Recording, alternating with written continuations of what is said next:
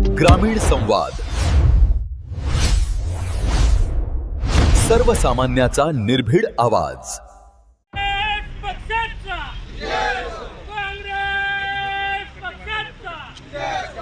दरवाढी विरोधात देवणी तालुका काँग्रेसचे तीव्र आंदोलन। केंद्र सरकारच्या निर्णयाविरोधात तहसील कार्यालयासमोर निषेध, कार्यकर्त्यांमध्ये तीव्र नाराजी। केंद्र सरकारकडून करण्यात आलेल्या घरगुती गॅस सिलेंडरच्या प्रचंड दरवाढी विरोधात तसेच बाजारपेठेत निर्माण झालेल्या गॅस सिलेंडरच्या कृत्रिम तुटवड्याच्या निषेधार्थ देवणी तालुका काँग्रेसच्या वतीने तहसील कार्यालय देवणी येथे जोरदार आंदोलन करण्यात आले। यावेळी केंद्र सरकारच्या धोरणाविरोधात काँग्रेस पदाधिकारी व कार्यकर्त्यांनी तीव्र नाराजी व्यक्त करत घोषणाबाजी करून निषेध नोंदविला।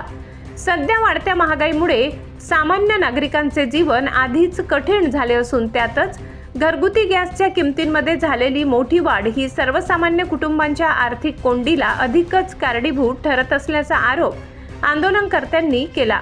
तसेच बाजारात गॅस सिलेंडरचा कृत्रिम तुटवडा निर्माण करून नागरिकांना त्रास दिला जात असल्याचे सांगत केंद्र सरकारने तातडीने गॅस दरवाढ मागे घ्यावी आणि नागरिकांना दिलासा द्यावा अशी मागणी करण्यात आली। या आंदोलनादरम्यान काँग्रेसच्या पदाधिकारी व कार्यकर्त्यांनी केंद्र सरकारच्या धोरणांविरोधात तीव्र संताप व्यक्त करत सरकारच्या निषेधार्थ जोरदार घोषणाबाजी केली। सामान्य जनतेच्या हितासाठी काँग्रेस पक्ष रस्त्यावर उतरला असून गॅस दरवाढीचा निर्णय तातडीने मागे घेतला नाही तर पुढील काळात अधिक तीव्र आंदोलन छेडण्यात येईल असा इशाराही यावेळी देण्यात आला।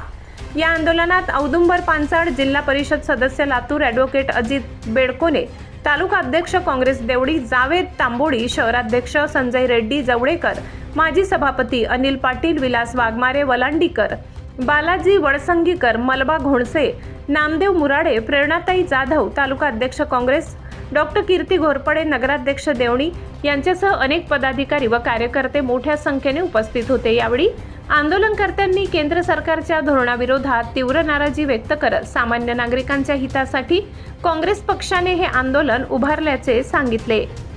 ग्रामीण भागातील प्रत्येक महत्त्वाच्या घडामोडी सर्वप्रथम पाहण्यासाठी पाहत रहा ग्रामीण संवाद, सर्वसामान्यांचा निर्भीड आवाज।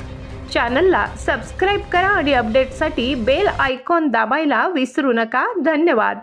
देवणी प्रतिनिधी लक्ष्मण रणदिवे।